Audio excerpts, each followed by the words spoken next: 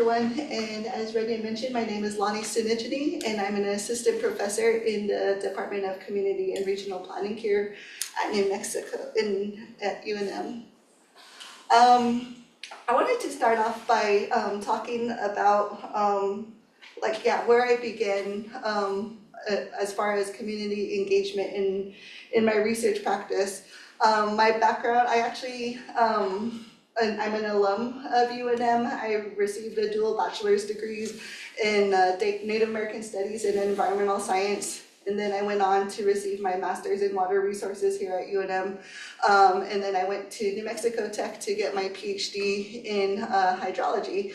And I'm thankful to be back at UNM, especially because of how much UNM values its community engagement. I was first introduced to community engagement and community-based education and research actually in high school. I went to Santa Fe Indian School and participated in the community-based education program. And through this program, I learned, did classes, and I was introduced to Native American Studies, and I did classes in environmental science, math modeling, and others. But more importantly, in this program, I was paired with a community, a nearby community, Tisuki Pueblo, where a group of us were able to work with the community and learn about some environmental issues that were facing this community, and really take time to spend a whole year interacting with the community members and members of the environment department there.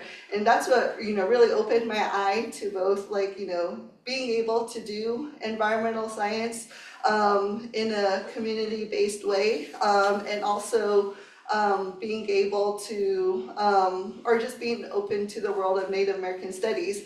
And being a part of this program was a big decision for me was a big part of my decision to come here as an undergrad student at UNM, because I wanted to be at a university where I can interact with my home community. I'm from the community of Tsinnajinnie or Torreon, which is on the far eastern side of the Navajo Nation. So I wanted to be able to do work that was reciprocal, and that where I could be of service to my community and use the knowledge I was gaining in my education to come back and help my community.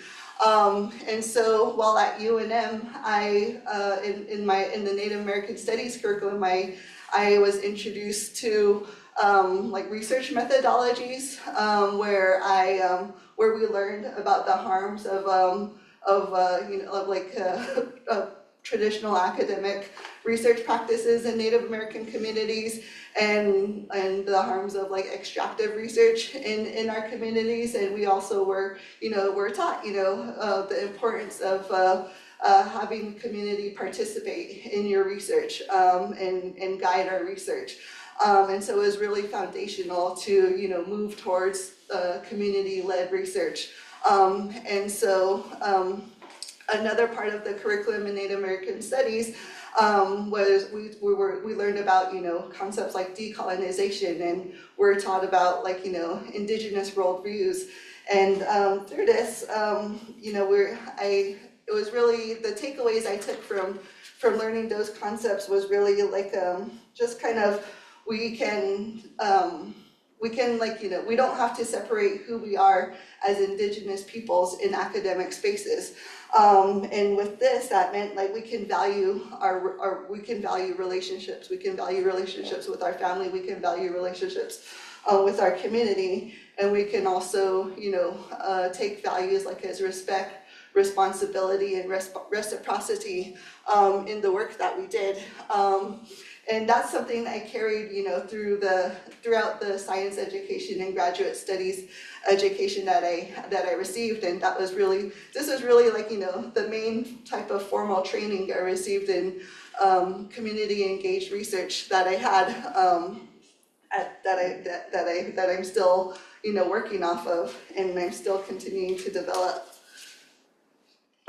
So with that, I began my collaboration with the Navajo Nation Water Management Branch in 2009 as a master's student. And how this really happened was like, I attended the New Mexico Water Dialogue where Jason John, who is now the director of the Water Management Branch, where he attended, and I told him, I was a student and I wanted to do work that that the Navajo Nation could find useful, and as part of my professional project. And so we sat down, and he invited me to Fort Defiance, where the office is, and we came up with a project where I would analyze some of the snowpack sites that the Navajo Nation had been collecting for almost 30 years at that time, because at the time the Water Management Branch, they had limited staff and funding, so they had the ability to collect all this data, but they didn't have the capacity to have anyone to analyze that data. And so that was really, that's what I was able to do, is analyze the data for them and show them any trends that came out of that data.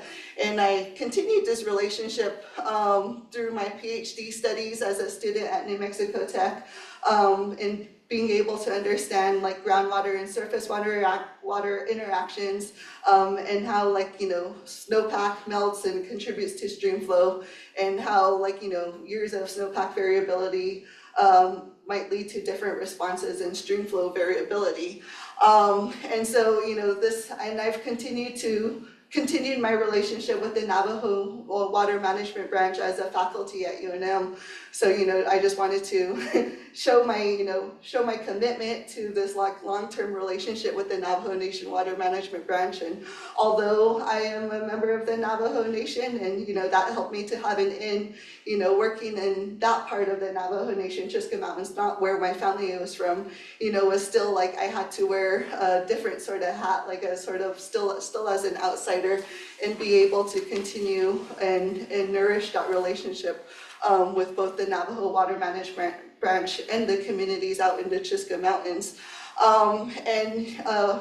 Throughout my relationship development with the Navajo Water Management Branch, I was asked to apply to serve on the Water Rights Commission, or Navajo Nation Water Rights Commission, and so I've been on the commission since 2020, and so that's allowed me to understand further water issues, and really kind of like broaden the way that I engage with the Navajo Nation and other additional Navajo communities, including working with my home community.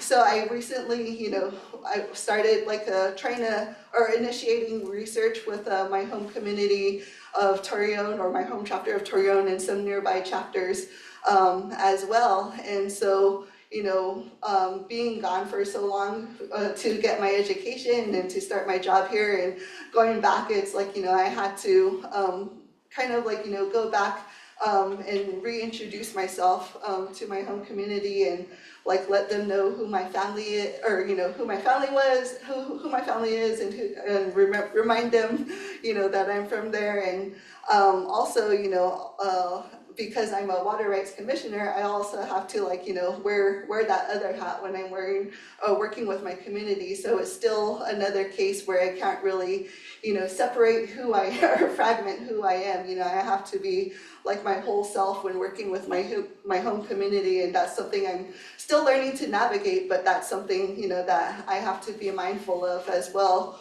when engaging with my home communities and other Navajo Nation communities as well. So this is a photo from a couple of years ago when I took a tour as a water rights commissioner with the Navajo Water Management Branch, and some of the Navajo Nation council members who wanted to go out and see the impacts of drought in different communities. And so when I went out there, and people were, I was there as a water rights commissioner, but people were asking me questions, about my research, and asking me to draw on my knowledge as a hydrologist and a watershed planner. So that's another example where I have to be everything that I am whenever I'm interacting with these communities. And so I want to, because of the nature of the work that I do, working with tribal communities, I'm always asked, how can we do this work? But this is like working with the tribes, but this is,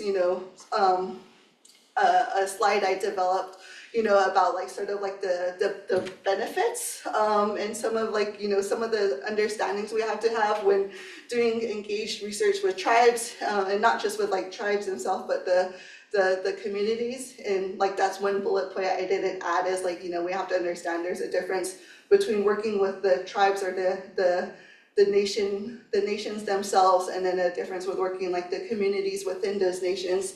And both require a commitment to develop long-term relationships with both entities and being respectful of tribal sovereignty and the knowledges and values and needs and communities, and understanding the limitations of tribal resources. But there's also a lot of benefits when it comes to, as an academic institution and engaging is, we're able to support Native students who want to do research with tribal communities. Being able to do work with the Navajo Nation for both my master's and PhD studies was really, instrumental for me staying motivated to finish both my master's and doctoral degrees. It also helps to sustain connection to the community and place for students, and it provides a means for reciprocity for both, us as an academic institution and for the students. And then it helps the tribes and the communities to build capacity with the data that's collected. And then we can also, support our community engagement goals. And at the same time, while doing all this, we're still contributing to the advancement of knowledge and the advancement of science. And so,